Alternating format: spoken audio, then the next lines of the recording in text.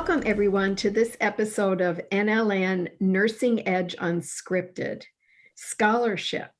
In the Unscripted Conversation track, Scholarship, we celebrate the published work of select nurse educators from the NLN's official journal, Nursing Education Perspectives, and our NLN Nursing Edge blog. The conversations embrace the author's unique perspectives on teaching, learning, the innovations and implications for nursing program development and enhancement. And today it's my pleasure to bring an episode entitled Ethical Dilemmas for Nursing Students and Faculty in Their Own Voices. I'm Dr. Sue Fernaris with the National League for Nursing in Washington, D.C. And I'm going to be interviewing two of the authors, Dr. Veronica Feeg and Dr. Diane Mancino, and I'll introduce each one. Dr. Feeg is the Associate Dean for Barbara H. Hagen School of Nursing and Health Sciences at Molloy College, Rockville Center, New York. Welcome, Dr. Feeg. Thank you, Sue.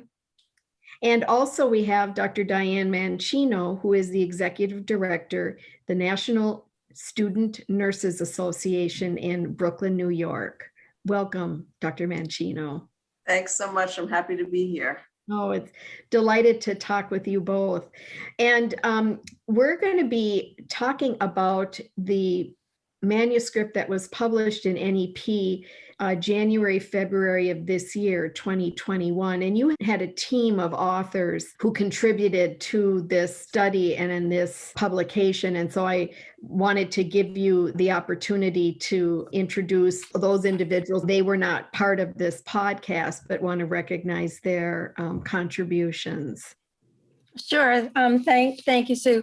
The publication was a result of a presentation that had been done for the National Student Nurses Association convention, and we enlisted some additional voices in the design of the manuscript, and they included Dr. Cinda Rushton from Johns Hopkins University and one of her doctoral students, Kira Welgora Mendez, and one of my doctoral students, Jennifer Bearline.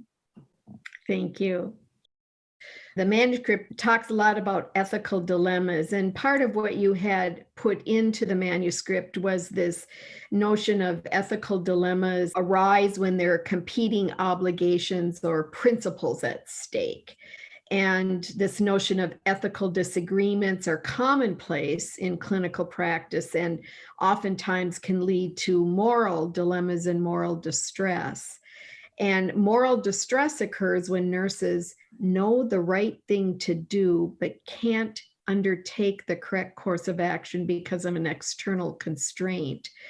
And one of the pieces that were central to this study was really understanding what students and faculty perceive as ethical dilemmas. And you wanted to hear from their own voices. And I really appreciated the connections that you made throughout this manuscript between the two, moral dilemma and moral distress, and this disruptive trajectory that can emerge for new nurses in practice that are kind of related to burnout.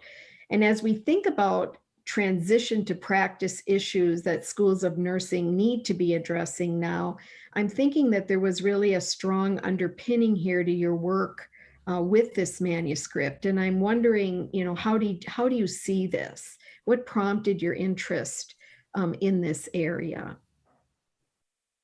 Well, to go back to the basis of the idea was the National Student Nurses Association was invited to participate in a National Nursing Ethics Summit that Cinda Rushton at Johns Hopkins was convening. And I thought to myself, well, I'm going to need to know what's going on out there with students and with faculty in nursing education. So NSNA has a little bit of a tradition of doing what we call 2-minute surveys, so that people know that they're not going to have to sit in front of a survey for 15 minutes and answer a bunch of questions. But I just wanted to get a feeling, so to speak, for what was going on with students and with faculty in the area of nursing ethics. So we sent out a 2-minute survey, and I was inundated by the responses. I mean, I realized from those responses that it really touched something. It really resonated with both students and faculty. And of course, Ronnie is our research partner at Molloy College in the PhD program that she runs there. So I quickly called her and I said, Ronnie, I don't know, we've got to look at this data. This is like unbelievable. And I'll turn it over to Ronnie because she's the one who did the analysis. Well, we prepared this. Part of this plan was to prepare it so we could speak to the audience at the convention. And just prior to the convention, we knew we would be speaking to folks who might be participants, and they would want to know from data whether or not their voices were heard. And I thought that was important. So we helped, I consider it being a good partner and assistant to analyze quantitative findings from the questions, as well as we had 2 open-ended questions that were identical, and to see the differences in their perspectives. And what was most notable was that the differences in perspectives could be played back against that notion of comparing to the code of ethics and what's expected of one, where moral problem becomes a moral dilemma. So the dilemma becomes when there's conflict, and the distress comes from when that conflict produces what Deborah Hanna calls a visceral discernment. You feel it in your gut. You feel that kind of conflict so personally, either it's against a code of what you learned or a personal code of morality, of process, of ethics. And so we took to these narratives, and since people were not inhibited by telling us very long stories in a 2-minute survey of their personal experiences, and we decided to analyze the words they used and the phrases they used. So we used that qualitative approach of comparative, constant comparison in the narrative statements. We had almost 500 responses from students and faculty, little under for 500 for both of them. And we had over 1,000 in the quantitative part of who had experienced dilemmas. So we believe people wanted to tell us their stories. And I think that was the most important impetus for having done that. We followed up as well because there was so much interest. We did a subsequent follow-up year to go to that next step of moral courage, which I think is what we were really trying to get at, and trying to produce what we believe isn't just talking about what is upsetting, but what one can do about it. Yeah, I appreciate this comment or the concept in terms of describing the distress as the visceral discernment. You used that. Based on all the responses, what was your gut reaction to? Was there a lot of that visceral discernment that came out in the stories? You could hear it. We called it, I had levels. We called it from a very light yuck feeling that students observed something and it was yuck, to the real troublesome ones that, in some long stories cost students or faculty to change their jobs, change what they had planned on doing if their problem wasn't resolved, if the ethical dilemma was not resolved. So I think that there's a range of the kind of responses that one might have. And we went on to look at some of other kinds of issues that kind of blur together, those bullying issues that are internalized sometimes very, very deeply and produce physical, the kinds of things that we globally talk about burnout, but they really can be physical symptomatology as well. Wow. In the study, when you talked about the research questions or the survey questions that were asked, I was intrigued a little bit by the analysis of some of the responses, and that you had described them as being somewhat polarized between faculty ethical dilemmas that were categorized as top-down issues, and then student responses that were categorized as bottom-up, sort of looking at role models. And I think that that really paints an interesting picture about what might not be happening, or perhaps maybe assumed to be happening in our relationships as faculty with students. How did both of you see this?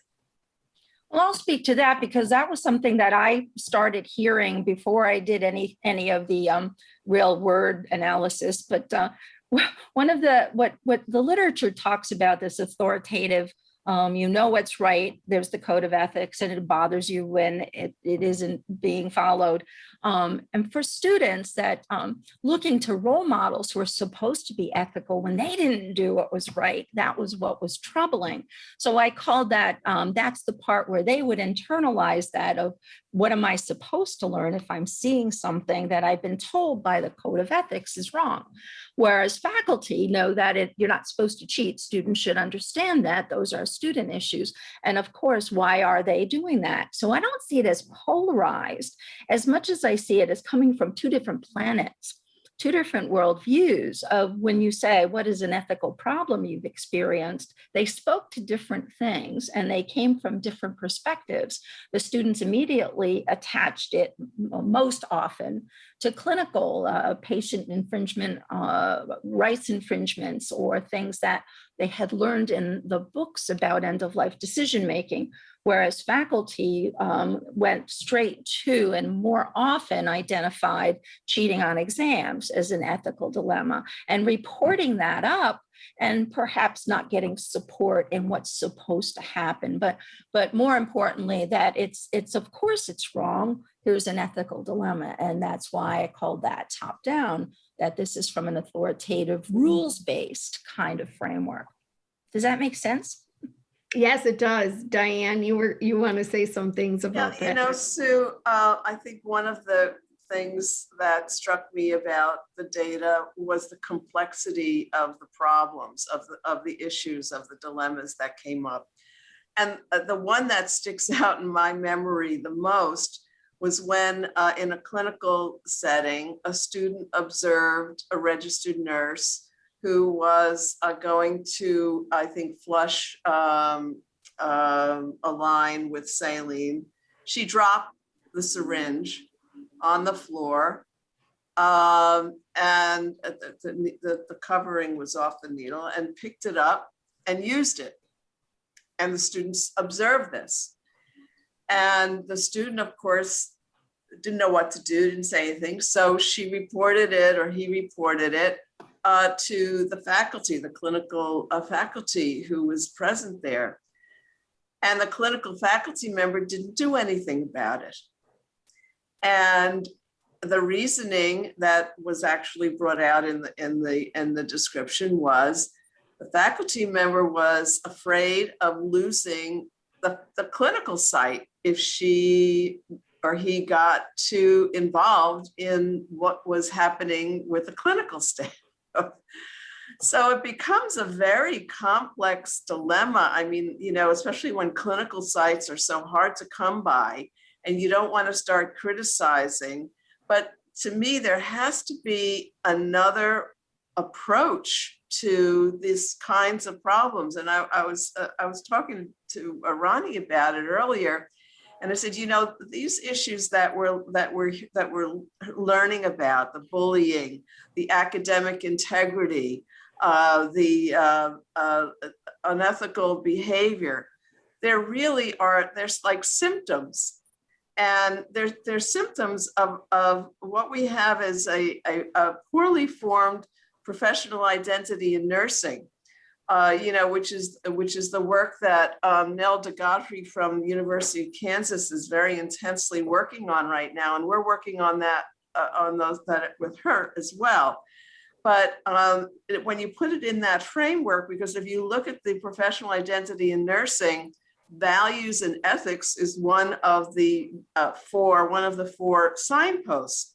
So I think we have to do a better job at teaching students. Of course, NSNA has a code of ethics, a very extensive code of ethics.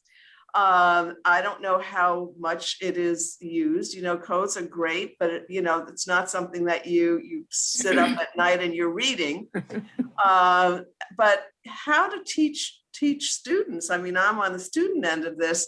How to make decisions? Sometimes it's like, what decision is more right than the other decision? Just like the difference between right and right. And how do you differentiate that? And also, when you see something happening, do you just stand by and watch it? I mean, what approaches can we teach students to take and faculty to take so that it's not it kind of stops it in its tracks, and but it's not accusatory, right. But it kind of brings out this issue in a way that is a learning experience. I mean, I don't know if the registered nurses on units are aware of these. Students are watching everything that they do because they're learning, they're looking to learn, they want to know, and they're watching everything they do, and they've just been taught about sterile field and making sure that you don't break sterile field, and then a registered nurse breaks sterile field, just goes on with it. I mean, how do you stop that in its tracks? Because the students are concerned about protecting patients. They're patient advocates. And I'm sure that most registered nurses are as well. But what are the intervening variables? They're overworked, they're too busy, they're short on supplies, they're not being mindful. I wanted to show, I know you had two word clouds that kind of displayed the two different personas. Word clouds speak volumes to the words that people choose, and they're used pretty commonly. When you look at the student word cloud, the students put patients in the center of all of their words and clinical kind of examples. The faculty put students in the center of all of their words. So what they chose to speak to when you ask about ethical dilemma was about students doing something that was ethically questionable.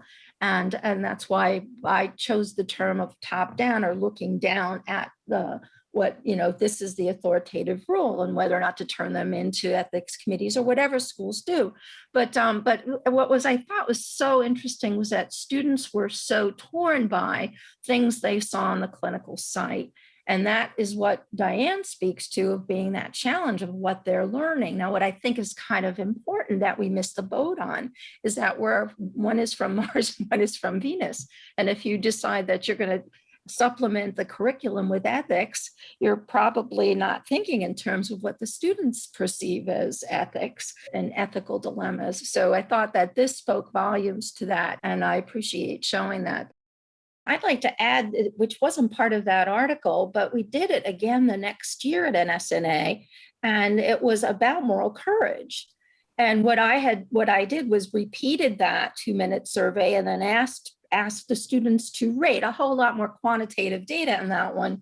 But what was so fascinating is one of the elements that showed up in that was units being short-staffed was an ethical dilemma for students. Not an ethical dilemma for faculty. More importantly, all of those patient issues, those obscene physician types of activities that they had seen, weighted heavily on how much did it bother you. So when we did the convention presentation, I asked the students the question and asked them to stand up if they had seen it. So I said, if you've seen this in your practice, stand up. And then I pointed out to them that 3 out of 4 of them, 75%, had seen it.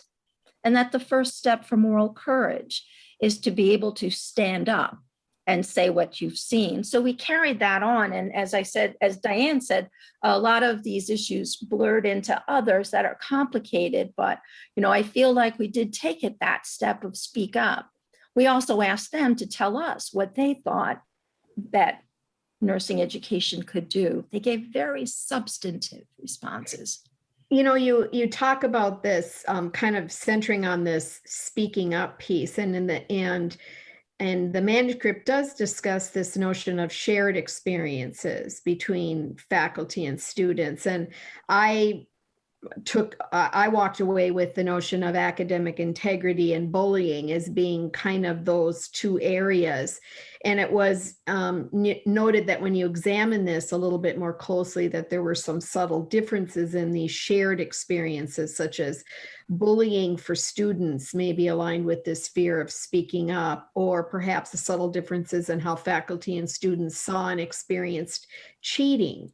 And so I'm wondering if you and Diane unpacked that at all, or what your thoughts and reactions were to those shared experiences, so to speak.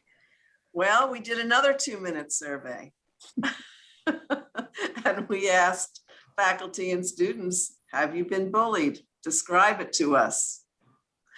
And then I turned that data over to my friends at Malloy. And yes, indeed, it is another huge issue. You know, I think the perceptions of bullying have to be sorted out because, you know, different generations have different perceptions of what bullying is.